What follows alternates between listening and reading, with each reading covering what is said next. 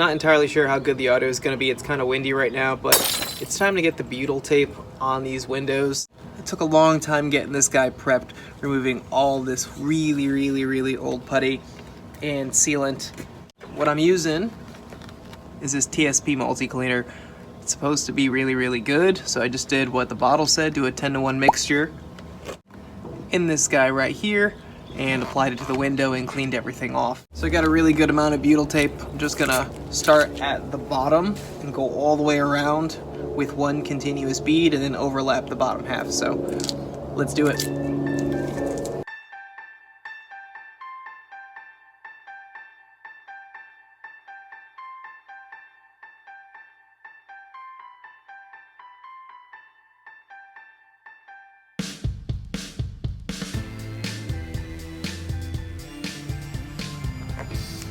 Butyl tape's installed. Let's get the window in.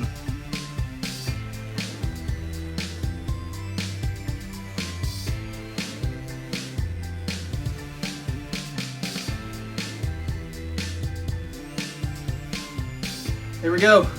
Cheppy's got his first window installed. Actually, not his first, but Cheppy has his original window redone and installed. So let's get to the next one.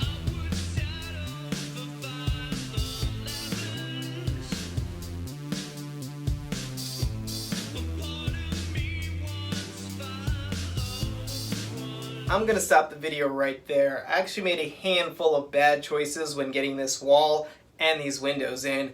It's my first time doing it, so it's always a trial by fire. And I realized that I actually overthought a lot of things, which I guess increased the duration of the process of getting this whole thing put together. Probably my biggest mistake was not taking into consideration that this window right here is actually a 1/4 inch thicker than the rest of the windows. So when I installed it, I had no surface area for this clamping ring to push against because it was actually wider. And I couldn't put a bigger piece of plywood on here because then that window back there wouldn't fit.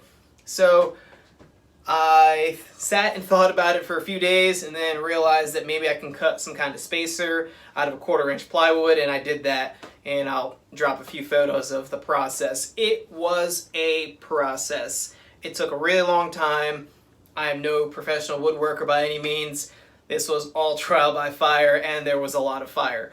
So, getting the right size window, definitely first and foremost the biggest mistake I did, but I made it work with what I had. Second mistake, I glued the new plywood to the old wall. The old wall is made out of about an 1/8 inch thin piece of plywood, which actually created a little bit of a bow in the wall. I got super excited to get this wall up and completely oversaw the fact that I still had some material to remove. So I had to take this whole wall down. I've learned to just stop overthinking and just do it.